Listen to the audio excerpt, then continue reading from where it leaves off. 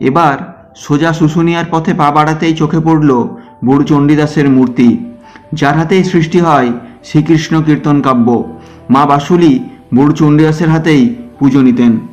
বাঁকুড়া পুরুলিয়াগামী অহল্যাবাই সড়কের ধারে যে বাসুলি মন্দিরটি রয়েছে সেটি উত্তর হামির তৈরি করেন। 650 বছরের এই মন্দিরটি ঘিরে রয়েছে বিভিন্ন গল্পগাথা, যেমন শাঁখা পুকুরে মায়ের শাঁখা পরার লোকস্মৃতি আজও ছাতনার অলিতে গলিতে কান পাতলেই শোনা যায়। আবার মন্দিরের মূল ফটকের উল্টো দিকে যে ধোপা পুকুরটি রয়েছে তাকে ঘিরেও রয়েছে বিভিন্ন গল্পগাথা।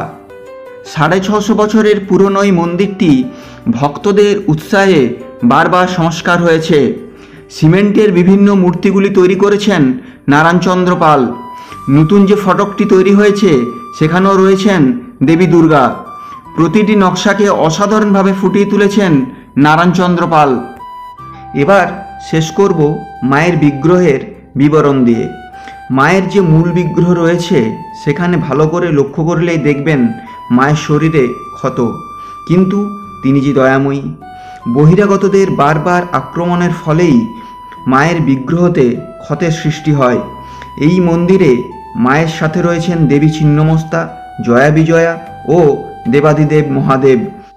মা বাসুলির নিত্য ভোগে লাগে সর্ষে দিয়ে কাঁচা মাছ, সাথে তরি তরকারি এবং পায়েস। এই অন্নভোগ সকলের জন্য আয়োজন করা সম্ভব হচ্ছিল না। মা কৃপা করলেন সামন্তবাসী তথা আপামর জনসাধারণকে। ছাতনা যুব সম্প্রদায় দায়িত্ব নিলেন মায়ের অন্নভোগকে সবার কাছে পৌঁছে দেওয়ার। মায়ের অশেষ কৃপাতেই 15 জুন থেকে শুরু হলো এই কঠিন যাত্রার। সোম থেকে শনিবারের মধ্যে কুপন কাটলেই পাবেন রবিবারের অন্নভোগ। কুপন মূল্য মাত্র 60 টাকা। এই ভিডিওতে দেখাবো মায়ের অমৃত প্রসাদের ছবি। আপামর জনসাধারণের কাছে মায়ের এই অমৃত পৌঁছে দেবার লক্ষ্যে আমরা বদ্ধপরিকর। সকলের জন্য মায়ের দরজা খোলা। সামন্তভূমের কুলদেবীর প্রিয় পদ সর্ষে দিয়ে কাঁচা মাছ। বিভিন্ন ঝড়ঝাপটা পেরিয়ে ছাতনা যুব সমাজ মায়ের এই পদকে সকলের কাছে পৌঁছে দেবার জন্যই আগ্রহ প্রকাশ করেছে।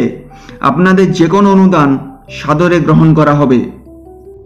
শেষ করছি আজকের ভিডিও। ভালো লাগলে একটু শেয়ার করে দিও বন্ধুদের সাথে। বাই, সকলে ভালো থেকো।